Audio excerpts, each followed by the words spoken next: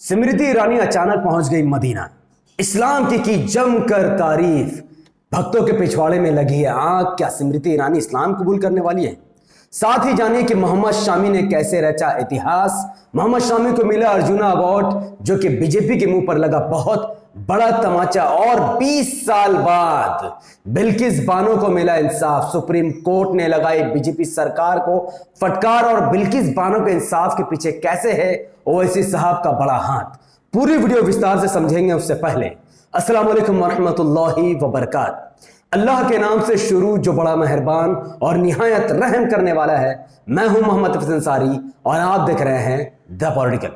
स्मृति ईरानी इन दिनों सऊदी अरब पहुंची है। सोशल मीडिया में दावा किया जा रहा है कि स्मृति ईरानी मस्जिद नबवी के अंदर मौजूद है, और चूंकि मस्जिद नबवी के अंदर किसी भी गैर मुस्लिमों का प्रवेश मना है, तो फिर स्मृति ईरानी मस्जिद नबवी कैसे पहुंची है? लेकिन इस पोस्ट की सच्चाई यह है कि स्मृति ईरानी एक्चुअली में मदीना में नहीं है, मदीना मस्जिद यानी मस्जिद नबवी में नहीं है, बल्कि वो मदीना शहर में है। और जिस मस्जिद के सामने में स्मृति ईरानी खड़ी है वो एक्चुअली में मस्जिद कुबा, जो इस्लाम की पहली मस्जिद है। स्मृति ईरानी ने खुद डिटेल में सारी बातें ट्विटर पर रखी है। उन्होंने मस्जिद नबवी, मस्जिद कुबा की और इस्लाम की काफी तारीफ की है, जिससे भक्त काफी परेशान हैं। साथ ही स्मृति ईरानी जो कि मस्जिद कुबा के पास मौजूद है, उन्होंने उहद पहाड़ का भी दीदार किया है। और जिस तरीके से उसने इस्लाम की तारीफ की है, तो भारत के मुसलमानों को दुआ करनी चाहिए कि इस्लाम स्मृति ईरानी के अगर दिल पर बस गए तो हो सकता है कि वो मुसलमान बन जाए। साथ ही स्मृति ईरानी हज एंड उमरा सेरेमनी में भी भाग ले रही हैं, क्योंकि जाहिर है कि लाखों की तादाद में भारत से हर साल लोग हज और उमरा करने के लिए जाते हैं। तो एक मंत्री होने की हैसियत से वो अपने काम काज की हैसियत से सऊदी अरब गई हैं। दूसरी खबर मोहम्मद शामी को लेकर है। मोहम्मद शामी ने इतिहास रच दिया है एक बार फिर से। मोहम्मद शामी को द्रौपदी मुर्मू जो कि भारत के प्रेसिडेंट हैं, उनको उनके हाथों से अर्जुना अवार्ड मिला है, जो कि मोहम्मद शामी के लिए बहुत शान वाला मौका है और बहुत बड़ी बात है। भारतीय जनता पार्टी की सरकार या कोई भी एमपी एमएलए या खुद बीजेपी के सीएम पीएम, कोई नहीं चाहता कि भारत का मुसलमान का नाम भारत की तरक्की से जुड़े। और मोहम्मद शामी को जो अर्जुना अवार्ड मिला है, ये मोदी सहित भारतीय जनता पार्टी की सरकार के मुंह पर बहुत बड़ा तमाचा है। और जिस तरीके से ओवैसी साहब भी पार्लियामेंट के अंदर आवाज उठाते हैं, बीजेपी के लाख कोशिश के बावजूद भी ओवैसी साहब हर साल पार्लियामेंट में पहुंच जाते हैं और बीजेपी को लताड़ लगाते हैं, इंसाफ की गुहार करते हैं। जिस तरीके से मोहम्मद शामी और ओवैसी साहब भारत का नाम रोशन कर रहे हैं, भारत के 25 करोड़ मुसलमान को समझना चाहिए कि बीजेपी कितनी ही कोशिश क्यों ना कर ले, लेकिन अगर मुसलमान के अंदर यह ताकत है, काबिलियत है, तो वो हर उस मुकाम में पहुंच सकते हैं जिस मुकाम पर इस वक्त बैरिस्टर असदुद्दीन ओवैसी साहब और मोहम्मद शामी है। तीसरी खबर बिल्किस बानो को लेकर है। बिल्किस बानो को आखिरकार इंसाफ मिल ही गया। 20 साल की जद्दोजहद के बाद सुप्रीम कोर्ट ने बिल्किस बानो को इंसाफ दिया है, और सुप्रीम कोर्ट ने बीजेपी को खतरनाक लताड़ लगाई है। पूरा मामला समझिए।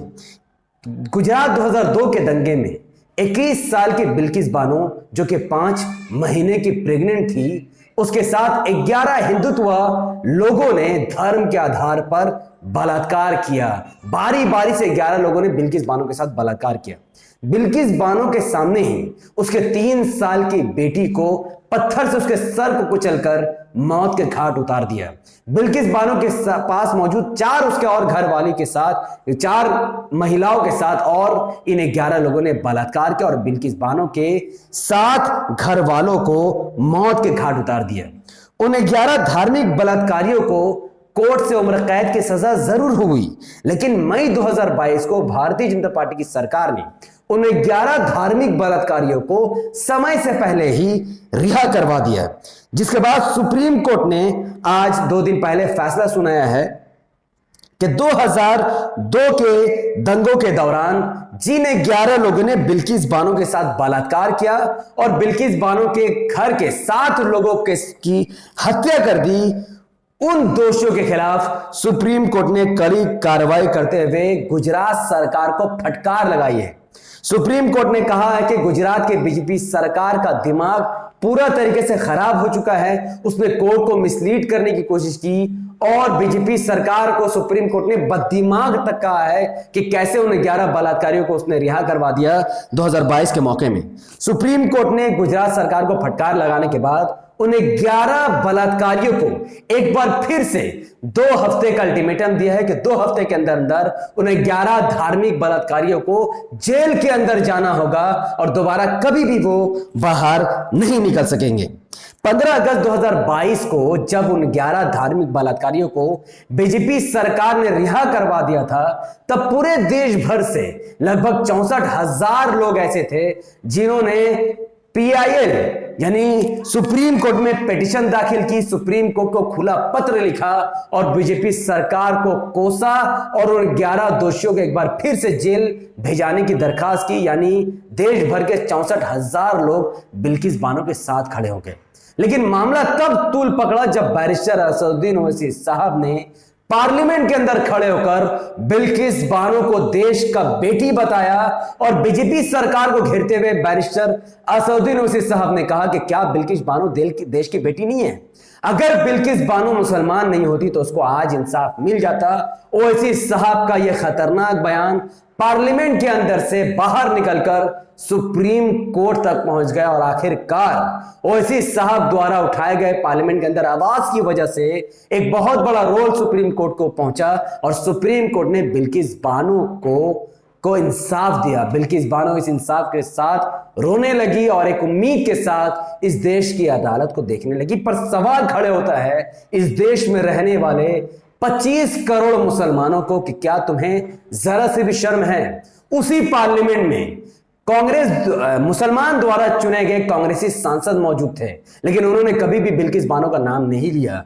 जिस पार्लियामेंट में ओवैसी साहब बिल्किस बानो के लिए इंसाफ की गुहार लगा रहे थे, उसी पार्लियामेंट के अंदर मुसलमानों के वोटों से चुने गए टीएमसी के भी सांसद मौजूद थे, लेकिन कभी भी उन्होंने बिल्किस बानो का नाम नहीं लिया।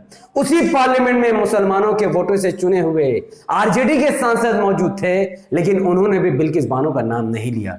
उसी पार्लियामेंट के अंदर बिहार के मुसलमानों से चुने गए जेडीयू के सांसद मौजूद थे, लेकिन उन्होंने भी बिल्किस बानो का नाम तक नहीं लिया। और उसी पार्लियामेंट में उत्तर प्रदेश के करोड़ों मुसलमानों द्वारा चुने गए समाजवादी पार्टी और बहुजन समाज पार्टी के भी सांसद मौजूद थे, लेकिन उन्होंने भी कभी भी बिल्किस बानो का नाम तक नहीं लिया।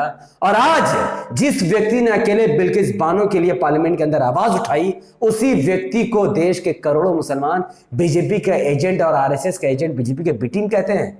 क्या मुसलमानों को शर्म नहीं आनी चाहिए कि कैसे 20 साल तक एक मुस्लिम महिला इंसाफ की गुहार लगाती रही और कोई भी उसके इंसाफ के लिए आगे नहीं आ रहा था, बल्कि सिर्फ और सिर्फ बैरिस्टर असदुद्दीन ओवैसी साहब अकेले बिल्किस बानो के साथ खड़े रहे। पार्लियामेंट से लेकर अलग अलग मंचों तक ओवैसी साहब बिल्किस बानो के इंसाफ की गुहार लगाते रहे।